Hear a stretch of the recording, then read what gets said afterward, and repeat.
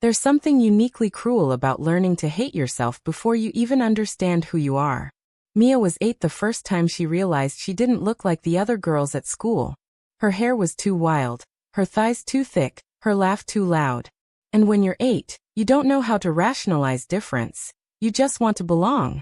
Her mother worked long hours at the hospital, and her father was never home long enough to remember what she looked like.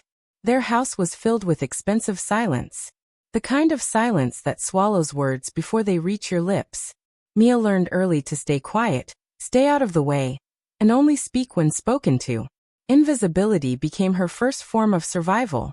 But silence didn't protect her at school. Kids noticed things: too much lunch, second servings, the way her arms jiggled when she reached for her backpack. They teased her in whispers at first, then louder, braver, as if her pain gave them permission. By the time she was 13, Mia was certain of 2 things. She was unlovable as she was, and she would do anything to change that. It started with a food diary, then skipping lunch, then working out at night when her parents were asleep. The praise came quickly, from classmates, teachers, even strangers. "You look amazing. What's your secret?" But nobody asked if she was happy. Nobody saw how she cried herself to sleep, how her ribs bruised under her own hands. She learned to perform a smile. High school became an act, and Mia was the lead. She joined cheer, lost more weight, changed her voice to something softer, more agreeable. Boys started to notice her. She learned to flirt, to charm, to bend. Every compliment was a hit of dopamine, a validation that she was finally becoming someone worth loving. Then she met Daniel. Daniel was the golden boy, captain of the debate team, perfect jawline, family that threw the best parties. He was out of her league, but Mia had learned how to shapeshift. She laughed at his jokes, feigned interest in his music, dressed how his ex-girlfriends did. He noticed. Their first kiss was in the back seat of his car, after a party she wasn't invited to until he told them to let her in. It tasted like vodka and victory. Mia thought, "This is it. I've made it." But the truth is, you can't outrun the version of you that's buried underneath the makeup, the outfits, the new voice. And Mia didn't know it yet, but the life she was building wasn't hers. It was a performance, and the curtain was about to fall. College was a reset, a chance to start over. And Mia took it with the determination of someone running from something unspeakable. New city, new wardrobe, new friends. She dropped her Real laugh for a quieter one. She bleached her hair. She memorized Vogue spreads and taught herself how to walk in heels that made her ankles scream. People started calling her stunning. It was addictive. The admiration, the stares. She got invited to parties without begging. She was photographed at events she didn't even understand. She learned what wines to drink, what music to pretend to love, how to make eye contact just long enough to be mysterious but not intimidating. Daniel was still in her life, in and out, like a tide that refused to stay away. They were never official. He had his girls, and Mia had her silence. But every time he looked at her like she was the only one in the room, it kept her chasing. She didn't want a label. She wanted to be irreplaceable.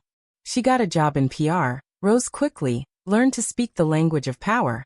Mia smiled through meetings, dated men who mirrored her ambitions, but none of them saw her. Not really. Because the real her, the girl who used to cry under covers, who wrote poetry she never shared, that girl was gone, replaced by someone shinier. Then came the night Daniel called at 2 a.m., heartbreak in his voice. "She left me." And Mia, like always, answered, "Come over." They made love like two people who never had the courage to say what they felt. He stayed till sunrise. He said, "Why did I never see you before?" Mia felt like the universe had finally said yes. She was wrong. 3 weeks later, he went back to his ex. Mia didn't cry this time. She didn't rage. She just stood in the mirror, looking at the woman she became. And for the first time, she whispered aloud, "I don't know who you are anymore." She quit her job 2 days later. Not because of Daniel. Not entirely. But because she realized the whole structure of her life had been built to impress people who didn't stay, who didn't care. She packed a single suitcase and flew to Portugal, the first stamp on a passport she had always kept blank for someday. In Lisbon, she walked aimlessly, ate food without counting calories, sat in bookstores and read poetry aloud. She cried in the shower. She laughed with strangers. She journaled. She slept without makeup for the first time in years. In a hostel kitchen, she met Luca. Italian. Painter. Older. He made her laugh without trying. He never asked about her past, but listened when she offered pieces. He called her beautiful once, and never again, because she told him she didn't want to be told. She wanted to feel it. And somehow, in his presence, she began to. They traveled together. Morocco, Croatia, Turkey. He painted, she wrote. She filled entire notebooks with confessions she never knew she needed to say. One night, under stars in Cappadocia, she told him everything. The girl she was, the mask she wore, the man she loved who never loved her. He held her hand and said, "Maybe you became someone else so you could survive. But now you don't need to survive. You need to live." Mia didn't fall in love with Luca, but she did fall in love with who she was around him. 6 months later, Mia returned home. Not because she wanted to, but because she was ready. She walked past the mirror in her hallway and didn't flinch. She wore her hair wild again. She laughed loudly. She wasn't trying to be beautiful anymore. She just was. Daniel messaged once. "I miss you." She replied, "I don't." Her job was gone, her apartment leased, her world different. But Mia didn't want any of it back. She started a small online journal, publishing stories and essays about self-worth, body image, invisible pain. It went viral. Women reached out. Girls said, "You sound like me." And Mia finally understood. The love she had been begging for wasn't something to find. It was something to grow within. "I built a castle out of hurt, but it kept no one warm. So I burned it down and danced in the ash. Unloved, unchosen, but finally free." She was no longer trying to be seen. She was seeing herself.